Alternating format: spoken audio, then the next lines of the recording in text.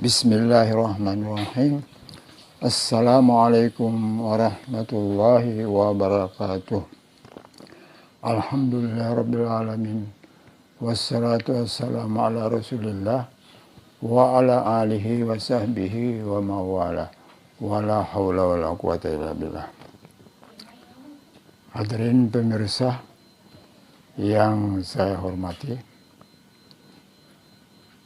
pada kesempatan yang singkat ini kita akan berbicara, membahas secara singkat tentang ciri-ciri khas kehidupan manusia di surga. Kita dianjurkan oleh Allah agar supaya kita berdoa agar supaya hidup kita ini bahagia di dunia dan bahagia di akhirat. Oleh karena itulah, di dalam hidup dan kehidupan ini banyak kita berdoa kepada Allah, banyak beribadah kepada Allah, karena wa ma halaqtul jinna illa liya'budun.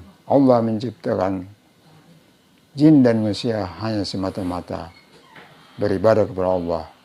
Tujuan terakhir daripada kita hidup di dunia ini ialah kita mencapai kehidupan akhirat atau surga yang dicita-citakan oleh kaum muslimin dan muslimat. Oleh karena itu pada kesempatan ini saya akan berbicara sekitar ciri-ciri khas kehidupan di surga.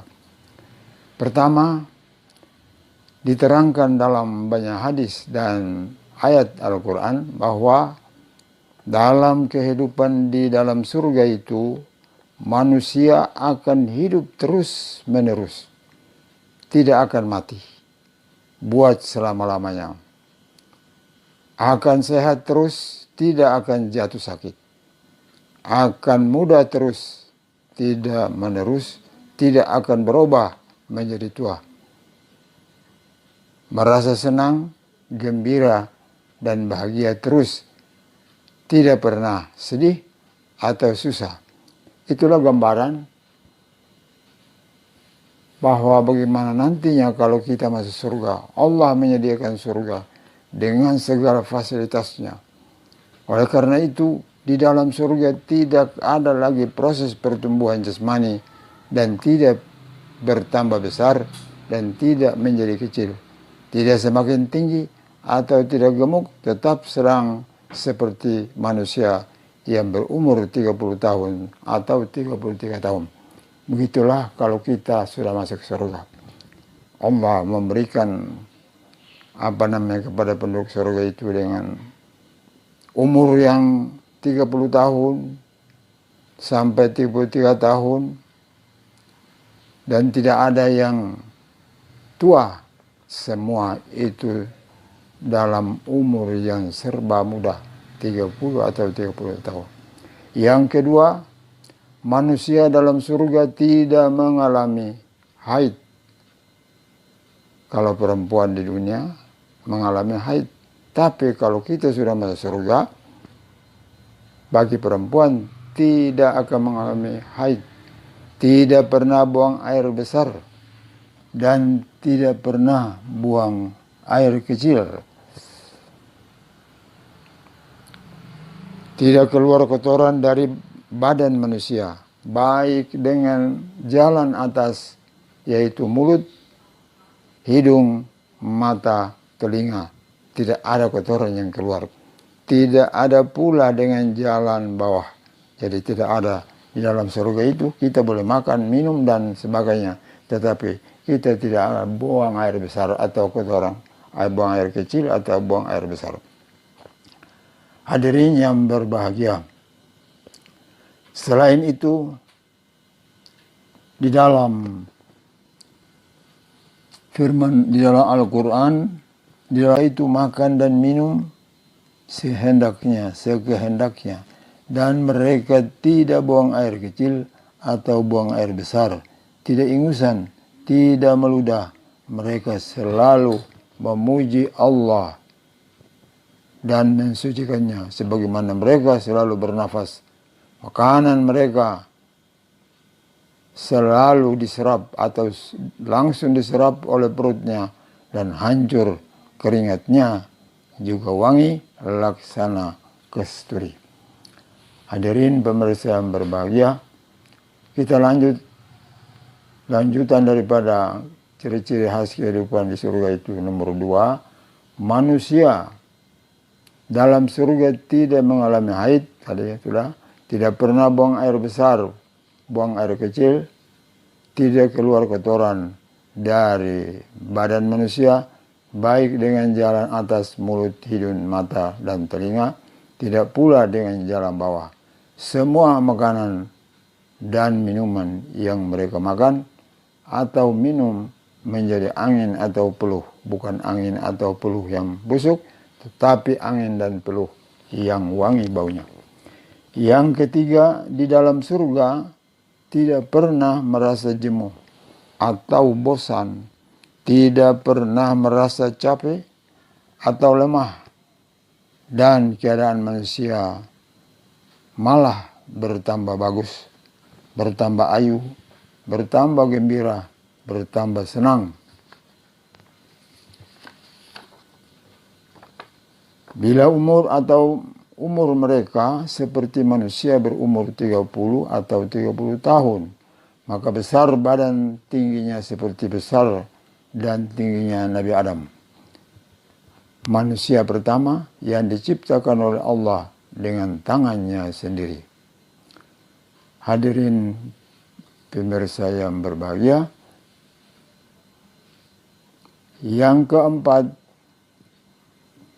diriwayatkan oleh Ibnu Abi Dunya dari Anas bin Malik, telah bersabda Rasulullah SAW, masuk penduduk surga ke dalam surga sebesar atau setinggi Nabi Adam, yaitu 60 hasta dengan hastaan Ali Hasan Yusuf, dan sebaya dengan Nabi Isa, yaitu umur 33 tahun, dan dengan bahasa Muhammad.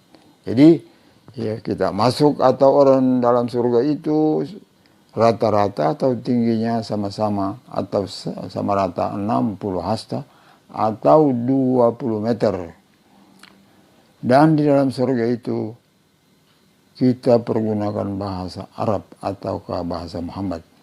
Dikatakan sebesar Nabi Adam karena Adamlah manusia yang pertama yang diciptakan oleh Allah dengan tangannya sendiri, yaitu dengan bentuk dan tinggi yang sedang menurut kemauan Allah. Jadi semua manusia yang masuk surga itu nanti tingginya menjadi 60 hasta, kira-kira 20 meter. Alangkah tingginya menurut perasaan orang sekarang.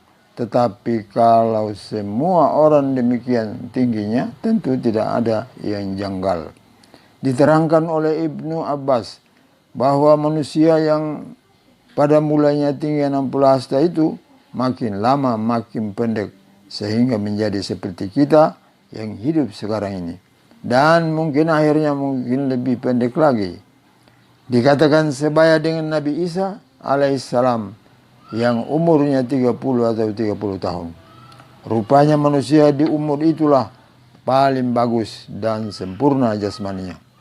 Bukan seperti anggapan kebanyakan orang sekarang dengan kata julukan Sweet 17, umur 17 tahun.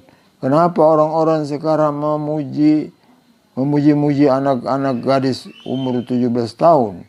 Sedangkan yang sebenarnya di umur 17 tahun itu mereka masih banyak kekurangan dan kejanggalannya. Masih kurang tinggi, kurang gemuk, kurang stabil gerak dan perawakan badannya. Dikatakan dengan bahasa Muhammad SAW, mungkin yang dimaksudkan ialah bahasa Arab. Jadi seluruh penduduk surga itu nanti akan bercakap-cakap dengan mempergunakan bahasa Arab. Hadirin yang berbahagia, itu pun dapat dimengerti bahwa di antara manusia, di antara semua bahasa yang ada sekarang ini dan dahulu, maka bahasa Arablah yang paling bertahan. Sesudah hampir 15 abad konon lamanya, sejak Nabi Muhammad sampai sekarang, bahasa Arab tetap dalam kesempurnaan dan ketinggian, baik kata-katanya ataupun susunannya. Sedangkan bahasa lain, bahasa apa saja, banyak yang sudah lenyap dan mati, atau perlu dirubah atau ditambah-tambah. Kalau tidak perlu, tidak akan terpakai. Hadirin yang berbahagia, Allah Subhanahu wa Ta'ala, andai kata seluruh kesenangan dunia ini dikumpulkan dari seluruh manusia sejak Nabi Adam sampai manusia terakhir kelak, hanyalah 1% dari seluruh kenikmatan yang diciptakan oleh Allah. Adapun kelebihannya diberikan kepada ahli surga. Sabda Rasulullah sallallahu alaihi wasallam, "Inna Allah halakar rahmata yauma halakaha mi'ata rahmatin fa amsaka indahu tis'au wa tis'ina rahmatan wa arsala fi halqihi kullihim rahmatan wahidah." Artinya sesungguhnya Allah telah menciptakan rahmat. Di saat menciptakan 100 rahmat, ditahannya 99 rahmat, dan yang satu disebarkan untuk seluruh makhluk yang di dunia. Jadi Allah Subhanahu wa Ta'ala menciptakan rahmat umpamanya 100%, 1% yang disebarkan untuk manusia di dunia, sedangkan 99% itu untuk rahmat Allah untuk orang-orang surga. Hadis riwayat Bukhari dan Muslim. Dari sekian banyak manusia yang akan dimasukkan ke dalam surga juga, kelak hanya seorang dari 1000. Jadi yang akan dimasukkan ke dalam surga nanti itu dari sekian banyak orang, hanya seorang dari 1000. Kelak di hari kiamat, Allah berfirman kepada Nabi Adam alaihissalam, sabda Nabi Muhammad sallallahu alaihi wasallam, "Akhrij min zurriyataka ba'san nari fayaqulu ya Rabbi wa ma ba'sun nar fayaqulu Allah Ta'ala akhrij min kulli alfin tis'amiatin wa tis'ina."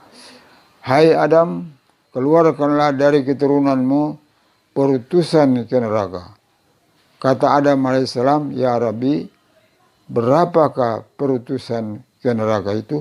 Firman Allah Subhanahu wa Ta'ala, dari setiap 1000 orang ialah 999 orang.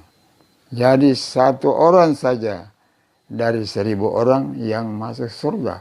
Karena sedangkan banyak daripada manusia masuk neraka. Hadis riwayat Muslim. Oleh karena itulah,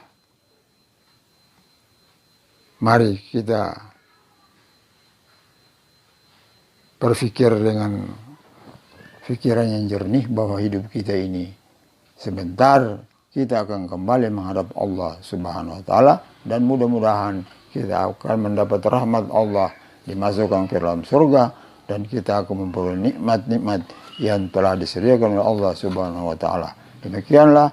Assalamualaikum warahmatullahi wabarakatuh.